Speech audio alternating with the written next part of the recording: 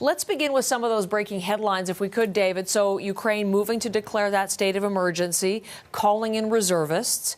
Russia making moves of its own, pulling its embassy staff from Kyiv and taking down its flag atop the embassy. How do you read those signs?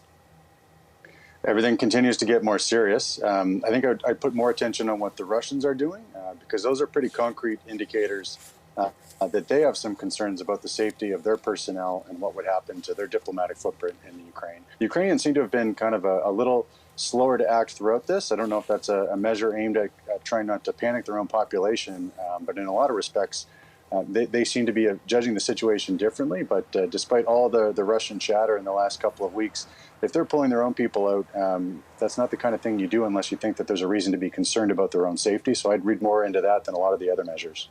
And indeed, maybe we could look at some of the new satellite images as well to read into those. These are provided by Maxar Technologies, and they show more troops. These are inside Russia, but at the northern border of Ukraine, and also some images from inside Belarus as well. But troops, tents, field hospitals as well in these new satellite images, David. Again, how might we interpret those? So those are additional measures that are providing a more full set of the types of equipment, the types of capability you need if you actually want to do something serious. So the hospitals in particular, and there's been other reports that, as an example, the Russians are sending blood plasma to the front lines. Those are the types of things that you don't need if you're just doing an exercise. Those are the types of things you would want to have on hand if you think you're going to incur casualties. And the fact that that is happening on the north of the Ukraine, I think, is part of the reason why we're seeing a response from Canada just yesterday to reinforce some of the eastern members of NATO that are in that neighborhood. Okay. When you look at the pictures and look at Russian troops surrounding three sides of Ukraine, those troops in those advanced positions, how long can they maintain those forward positions? I think effectively as long as the Russians can keep them there, keep them funded, and keep the troops reasonably happy to be there. I think at this point it seems that the Russians can keep those forces there far longer than most people would have assumed they could, without any indication that they are really substantively going to withdraw them. And in fact, in the last couple of months, we've only seen those numbers increase. So I think the question of how long they can stay is less relevant than what the Russians actually choose to do with them. That's interesting, because I was reading some analysis that because of the cold and the poor conditions for the troops, for example, it's a bit time sensitive, that they can only stay battle ready for a short period of time until the capability becomes significantly degraded.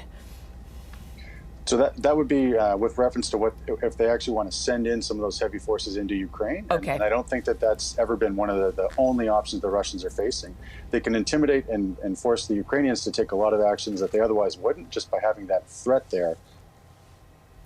The world is now using the word invasion, David. Joe Biden, the U.S. president, said at the beginning of an invasion and has responded with an initial tranche, as the word is used diplomatically, of sanctions. I'm wondering what effect you think this first round will have.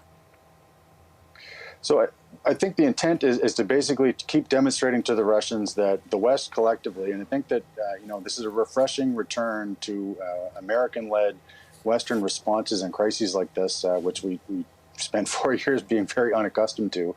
That's a coordinated series of measures that most of the allies are doing in a pretty remarkable degree of coordination and concert to try and increase the costs on what the Russians are doing, with a whole bunch of incremental steps that we, alongside our allies, led by the United States, can take that gives options to hopefully have the Russians back down and climb back from what they're doing, but also leave additional measures that we can take if the Russians continue to push the envelope without kind of bringing things to a full head earlier than we would want to. So that's interesting. There has been a lot of discussion about whether, to hold some of these in reserve to be able to respond if Russia should push forward further.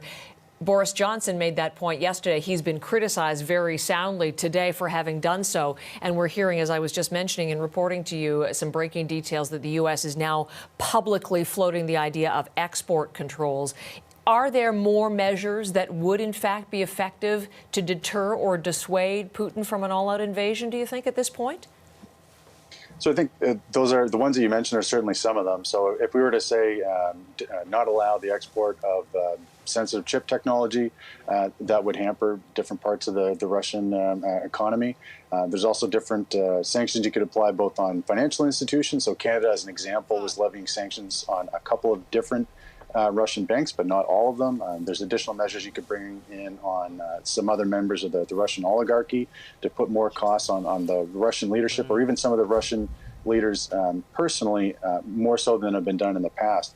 I think the concern, though, is that if you were to do all that now, and Russia pushes the envelope still further, then there's a question of what other responses that the West effectively would have to do something, having recognized already that a couple of weeks ago the American president took deploying American troops off the table. So if that's not an option, there's a finite limit in terms of what we seem prepared to do. Okay.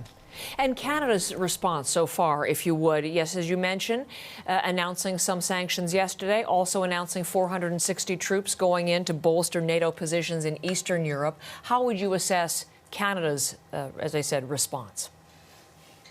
So I'd say it's both measured and meaningful. We've been part of that sort of concerted Western response of taking incremental steps progressively. Just in the last few weeks, we've gone from providing more non-lethal aid to then providing lethal aid. We've pledged to increase the training component, although we had to pull them out with the deteriorating situation. Depending on how fast we can get those people over there and you know exactly how the numbers work out. And some of those things are a little bit tricky to parse out when the government's rushing out announcements like this. But it's potentially a doubling numerically or close to that of the troops that we've got in Latvia. And it's a doubling of the number of our frigates that we've got deployed to NATO for just this type of a response. So for the Canadian military, given its size, given its other commitments around the world, it's a pretty significant deployment, and be one that I think there may actually be more concern on the Canadian side about how long we can keep that level of deployment up without it impacting other Canadian military activities around the world, more so than for the Russians.